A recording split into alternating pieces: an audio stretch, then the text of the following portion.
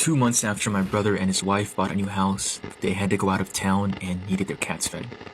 Their house and my office were both a good drive away from my apartment, but only a few minutes away from each other. My brother said that if I wanted, I could just stay over in the guest room rather than driving among all three places. So I got the keys and the instructions. I was staying there for 3 nights, Monday through Wednesday.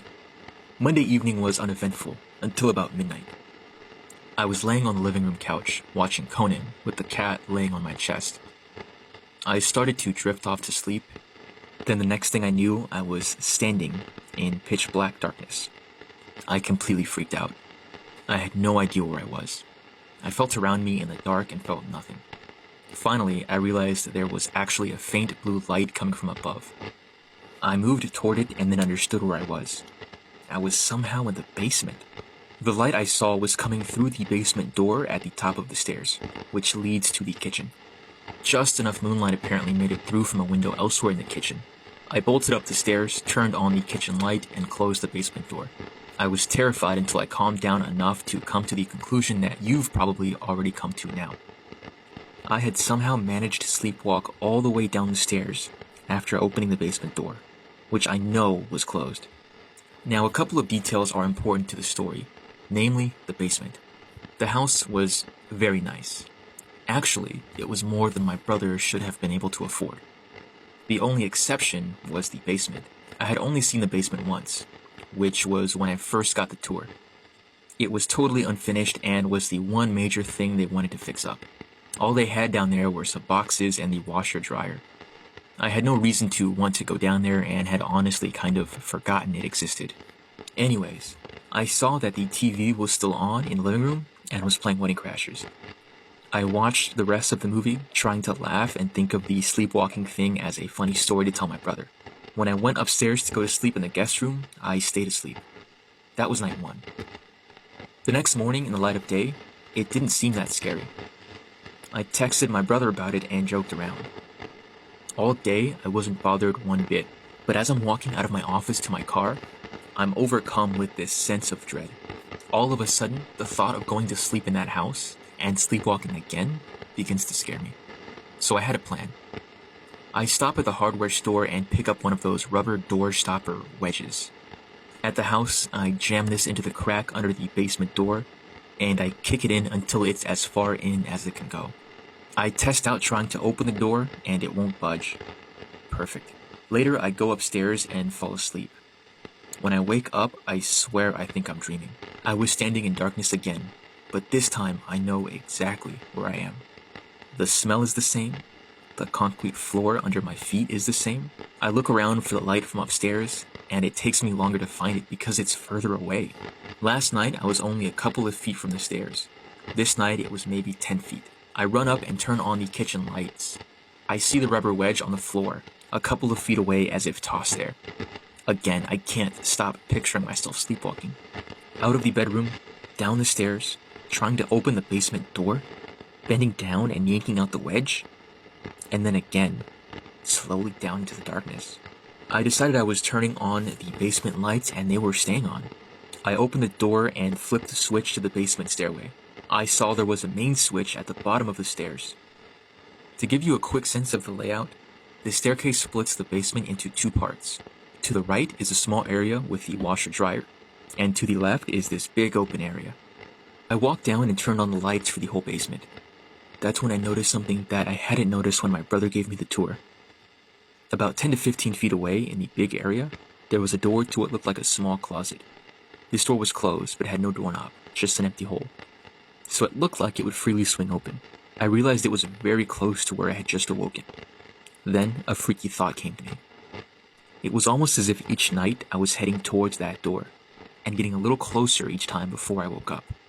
As soon as that thought popped into my head, I booked it up the stairs again, left the lights on, and closed the door. I went up to the bedroom, but it took me forever to fall asleep. That was night 2. The next morning, Wednesday morning, I woke up late for work. I didn't think about the basement at all because I was scrambling to get ready. At work though, I was still curious about what was behind the door, so I texted my brother and asked. He replied, "Wait, why were you in the basement?" I then realized that when I had texted him the day before, I never actually told him where I woke up. So I tell him I had woken up in the basement. Actually, twice in a row. After a while, he sends me this novel-length text about how the basement is creepy, not to go down there, etc. He mentions how they tried putting the litter boxes in the basement, and the cats made a mess in the house because they just refused to go down there. He talks about how he volunteers to do every chore other than the laundry, so he doesn't have to go down there either. He says all of this stuff, and it's surprising to me, because my brother had never believed in the paranormal or any superstition since we were kids.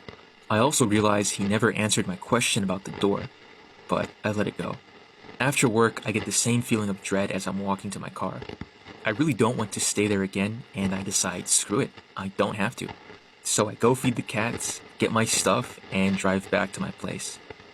I'm supposed to feed the cats one more time, so I'll stop over in the morning. That was night 3. Thursday morning, I stop at the house as planned. I'm about to leave when I remember that the basement lights are still on. I don't even hesitate to go down there to turn them off. There was something about being there in the morning that, at the time, made it seem fine. When I go down again, that door without a doorknob catches my eye. And it also doesn't seem scary anymore. So I think, what the hell, let's see. I walk over to it and I distinctly remember not feeling spooked at all. Until I reach my hand toward the doorknob hole to pull it open. As soon as I do that, and I mean instantly, I feel this electric feeling, like the air before a storm. It was like 0 to 60, going from no fear to being certain that something would happen if I opened that door. It's hard to describe it other than just that, an electric feeling. I booked it up the stairs and out of the house. So a month later, I meet my brother for happy hour. A few drinks in, we start joking about me sleepwalking and the creepy basement. I say he never answered me about what's behind that door, and he says, I don't want to know. Joking at first, but then insisting. Finally, he tells me, and I don't believe him. He's my big brother, and he's only tried to scare me about 1,000,000 times in my life. This was his explanation. The previous and first owners of the house had a teen daughter that used the basement as her bedroom. The door I saw was to her closet, where one night she curled up, took some pills, and killed herself. The family was going to remodel the basement, but after tearing it apart realized they just couldn't do it and had to move. That was why only the basement was unfinished, and why my brother was able to afford the place. The seller had to disclose a suicide happened in the residence. He said that if I didn't believe him, to look up the market values of the identical houses in his neighborhood. He and his wife considered themselves rational people and figured it was a bargain, but didn't want to tell anyone. After they moved in, his wife was fine with the basement, but he grew to hate it. He apologized for not saying anything to me before I stayed there, but he never thought I'd have any reason to go down there. Now here's what convinced me he was telling the truth. I said, okay, the only thing that makes me kind of believe you is that the last morning I was there, I went over to the closet door, and at this point I see my brother's face change. And I continued.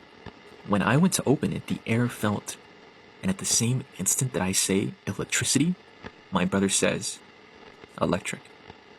At the exact same time. I saw his face, and I knew then that he was telling the truth. I've never stepped foot in that basement again, and I haven't sleepwalked since.